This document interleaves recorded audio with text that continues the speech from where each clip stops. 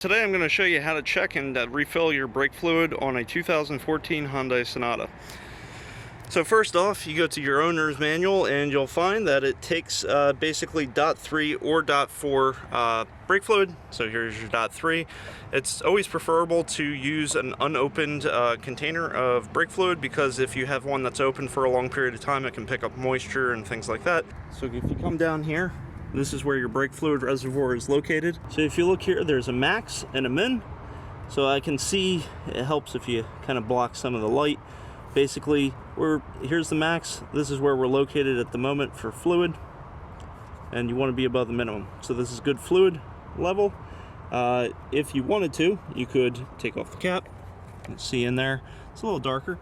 All you would need to do is open your brake fluid, take some brake fluid, and fill it up until it's still below the max, effectively.